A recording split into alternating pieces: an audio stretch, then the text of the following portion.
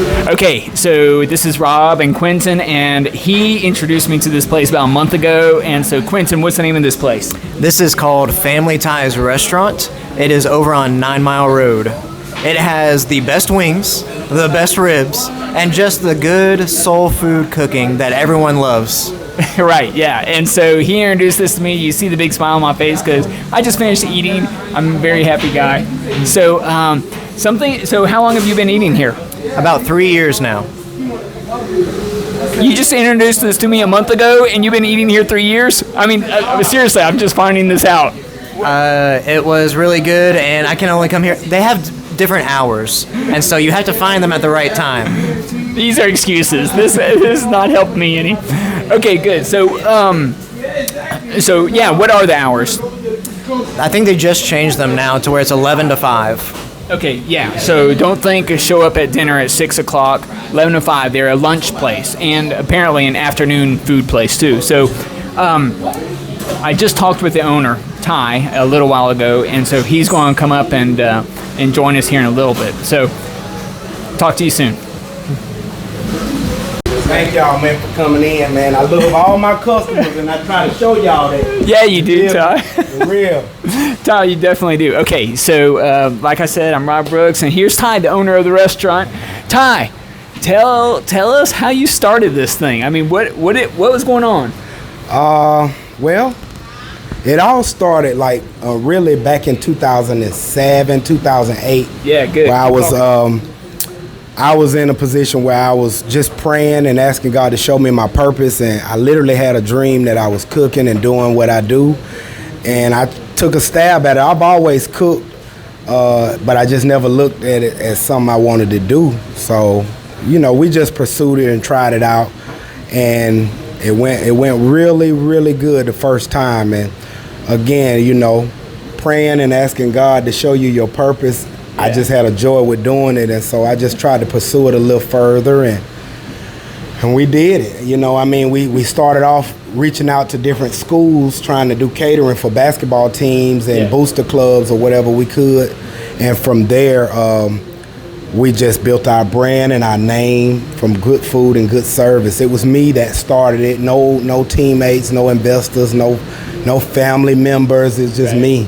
Yeah. And as I grew and did it more, my mom caught on and seen my passion for it, so she actually retired a little early and came out and followed me into what it was that I was doing.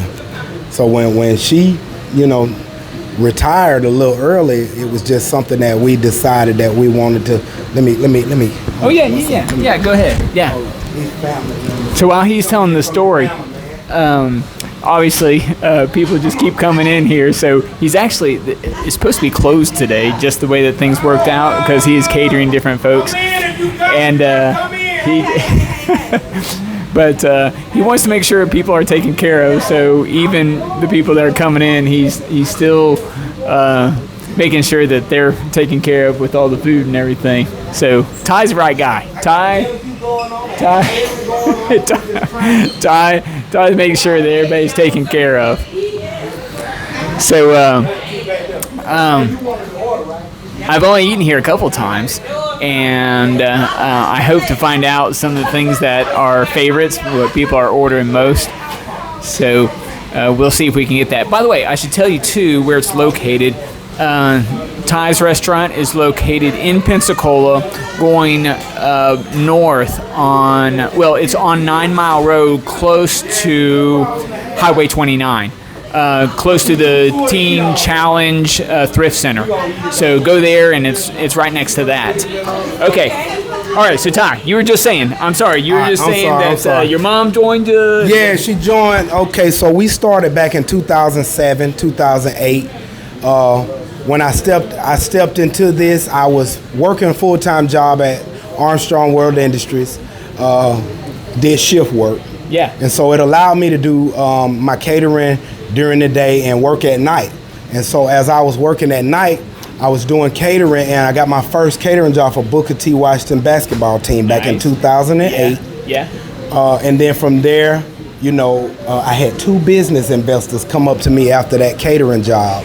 And they were like, dude, you did all this food by yourself. You ever think about owning a restaurant?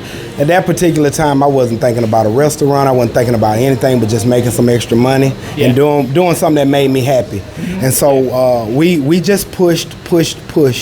Those two investors talked about restaurant. I said, no, I have a full-time job. This is something I do on the side. So one of them left, the other one stayed. He asked me, did I ever think about owning a food truck? Right. Now again, this was back in 2008. This was before the food truck boom. Right. So when that seed was planted in my spirit, I got on the hunt for a food truck. Right. And I went to Craigslist, eBay, everywhere, and I found one down in Miami. That was my very first place that I looked and found a food truck that worked for me. Me and a friend of mine drove down to Miami, purchased the truck. It's a long story. It's a little bit more detailed than that, but we purchased the food truck. I came back. I met some metal fabricators. They took a liking to me. Right. They blessed me with the work that needed to be done. Oh, nice. Yeah, God was all in the midst of this from beginning to end. And so they blessed me with the work that needed to be done. I just needed to pay for the materials, but the work, they did it for free. And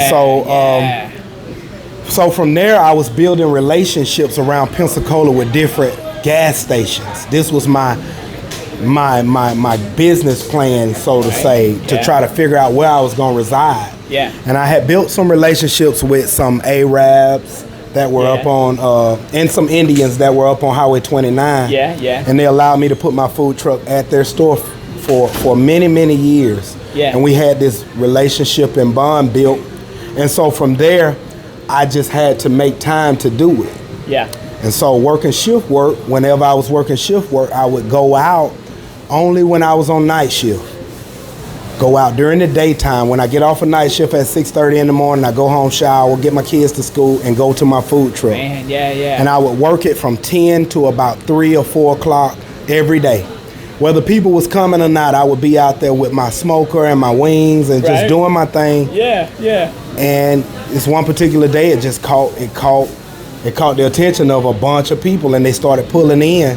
And I grew my brand and my business and my name that way, just having good food, good customer service, loving on people, and just doing what it is I love to do, which is cook.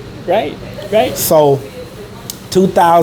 fast forward 2014, I decided to step out on faith. I had been doing it since 2008. So 2014, I decided to walk into my job, tell my boss and the plant manager that I was going to leave and pursue what I had been doing for the last 5-6 years on the side. They think you're crazy? No, they actually shut the plant down and had a big meeting. And they pulled me to the front of the plant and let everybody know that I was, because I had been at the company for about 12 years. And so I had been fully invested. That's an honor is what that is. That's an honor to do that. Before Armstrong, I was at International Paper. And so I did like 10 years there. And before that, I was in the streets heavy. So it was all God's plan for me to be out of the streets, getting into, the workforce, finding my passion. Because I tell a lot of men, sometimes we leave this world and never know our passion because we so focused on trying to get to the money to take care of our families that we'll do whatever it takes, whether it be working overtime, working a second job, or doing some side hustles. I'm grateful to God that I was able to find my purpose. Because I love doing this, and I don't know if you can tell. But I love it. You know what I'm saying? So that's why you get what you get when you come in here. It's nobody back there but me. All right. So tell me what people, when they come in, what are they ordering? What are they talking about? Everything, man. But mostly the best of both worlds is probably our number one plate. And that's a plate that we give wings and ribs on, or you can get it with wings and shrimp, or wings and shrimp, ribs and shrimp, whatever way you want to pair it. And it comes with fries, and I think that's probably one of our most popular plates outside of the seafood rice. But yeah, man, that's really, you guys are leaving? Y'all leaving? Okay. Thank y'all so much for coming in. I'll see y'all next time. When y'all come in, ask for me, man. I'm gonna bless y'all again, okay? All right, for sure. All right, you too. You'll hit that lock for me. Oh yeah, I got you. Go ahead. But yeah, the best of both worlds, the seafood rice. Man, we do a little bit of everything. Fried chicken. So as of lately, as of October, we started this thing where we're doing soul food every day. Right. And so lately, that's been probably one of the most popular things where you can come in and get yams, collard greens, mac and cheese, right. you know, rice and gravy, cabbage, fried chicken, pork chops, you know, all of the above when it comes to the seafood. Yeah. So we've been really honing in on that lately. Yeah. But the best of both worlds is probably our number one plate. Right. Well, you're doing a lot of things right.